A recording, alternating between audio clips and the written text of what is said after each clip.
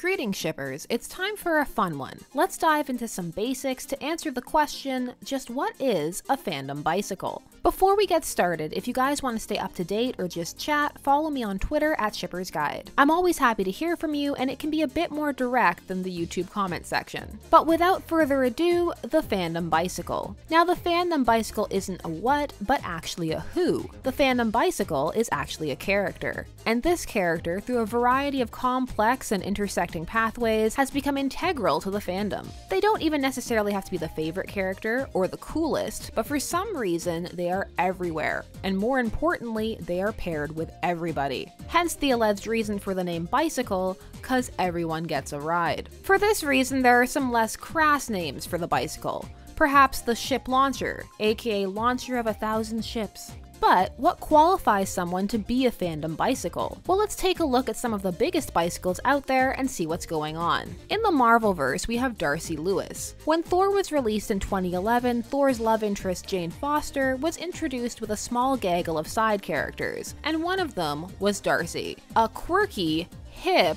near edgy with her sardonic attitude character. She was meant to be part comic relief, part audience stand-in, saying the things that the audience was allegedly thinking. For many, she was an inconsequential part of the movie, completely forgettable. But in the fan community, especially around fics and shipping, she exploded. She is everywhere, paired with everyone. Darcy and Steve, you got it. Darcy and Bucky, boom. Darcy and Loki, everywhere. And she doesn't even stay in the Marvel universe. There are DC crossovers, Chronicles of Riddick crossovers, Harry Potter crossovers, pretty much any crossover you can think of. Fans seem to be able to slot her in anywhere. But why? Well, Darcy seems to provide the first of a couple of different types of bicycle, the peripheral character. Because Darcy's role is so minor and her lines so catchphrasy, it makes it easy for certain members of the audience to latch onto her and also project themselves onto the character. And since she comes with no prior history and very little in terms of established personality, she can basically be whatever you want her to be. She's pretty much a canon Mary Sue, just waiting to be imprinted upon. Aside from being snarky, whatever else she is pretty much up to you, and this moldability means she can be dropped and placed in any environment, hence the variety of pairings and crossovers.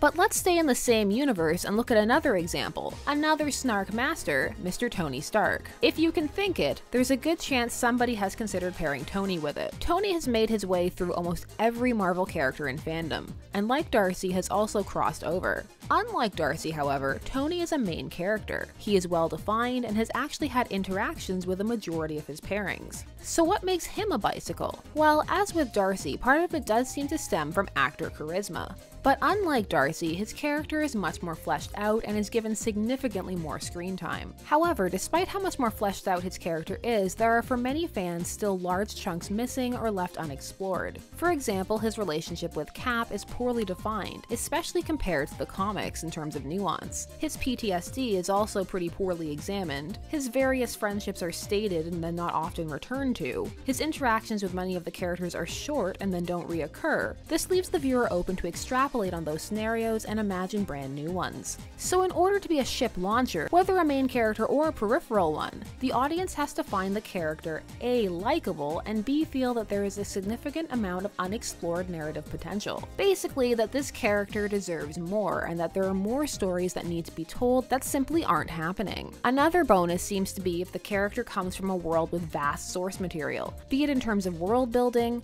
other characters, or potential time material, such as in the case with Marvel, Harry Potter, or Disney, just to name a few. So with all that said, can one predict who will become the next fandom bicycle? Well, not really. Sometimes it happens instantly and requires nearly no screen time / page time and is instantly felt, just this shock of a connection.